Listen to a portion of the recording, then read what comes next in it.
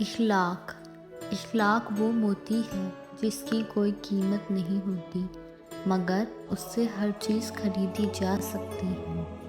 کردار: ہم تصویروں میں خوبصورت اور نمایاں نظر آنا چاہتے ہیں مگر کردار کی فکر نہیں کرتے اور بھول جاتے ہیں کہ انسان کا کردار اور اخلاق ہی اس کی سب سے بہترین تصویر ہے۔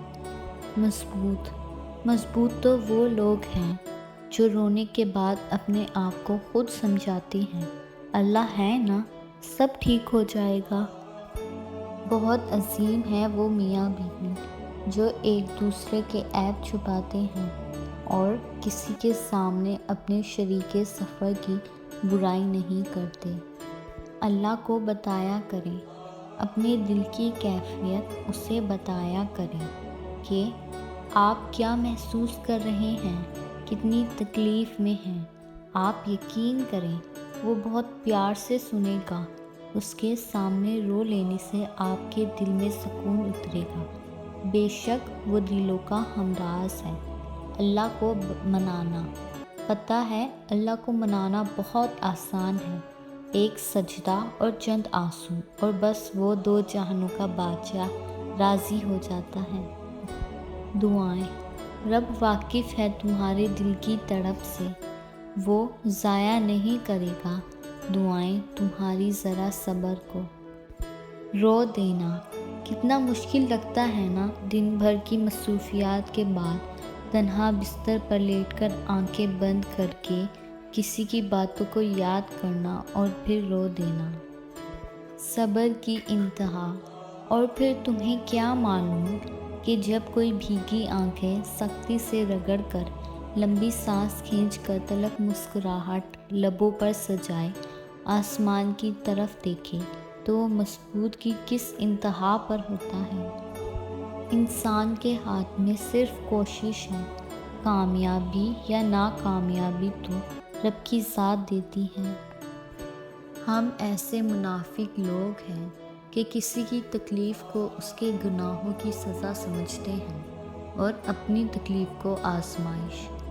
منافق کی 3 نشانیاں ہیں: بات کرے تو جھوٹ بولے، وعدہ خلافی کرے، امانت میں خیانت کرے۔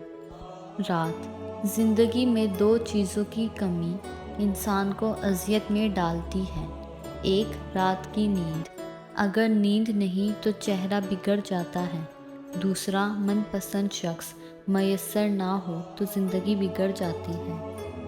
میری امی جان کہتی ہیں جو اپنی ماں کی خدمت کر کے رب کو راضی کر لیتے ہیں وہ سجدے میں گر جائیں تو آدھی امت بخشوا لیتے ہیں۔ پہلی نماز: جب تمہیں اگلی نماز کا انتظار ہو تو سمجھ لینا کہ اللہ نے تمہاری پہلی نماز قبول کر لی۔ فجر اور تہجد: فجر اور تہجد خاموش نمازیں ہیں، ان میں بہائے گئے آنسو کی پکار صرف اللہ دیکھتا اور سنتا ہے، تب ہی تو ان میں مانگی گئی دعائیں اثر رکھتی ہیں، تبھی تو ان کو ادا کرنے کے بعد انسان کا دل سکون سے بھر جاتا ہے۔ تم کیوں زندگی کی مشکلات پر غم کرتے ہو؟ کیا تمہیں علم نہیں کہ خدا اپنے پسندیدہ لوگوں کو ہی اتنا آزماتا ہے؟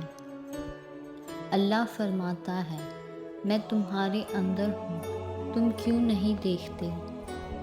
وہ تمہارے لیے آسانیاں کر دے گا۔ ہو سکتا ہے اللہ تمہاری ہر دعاؤں پر کن کہنے ہی والا ہو، اور جہاں اتنا صبر کیا وہاں تھوڑا اور سہی تو سمجھ جاؤ اب اللہ بس تم سے صبر مانگتا ہے، تو بس تھوڑا اور صبر۔ خاموش رہو، صرف خدا ہی تمہارے دل کا بوجھ ہلکا کر سکتا ہے۔ آغاز میں اللہ کچھ چیزیں مشکل ضرور بناتا ہے مگر اختتام وہ ہمیشہ ویسا ہی کرتا ہے جیسا تم چاہتے ہو۔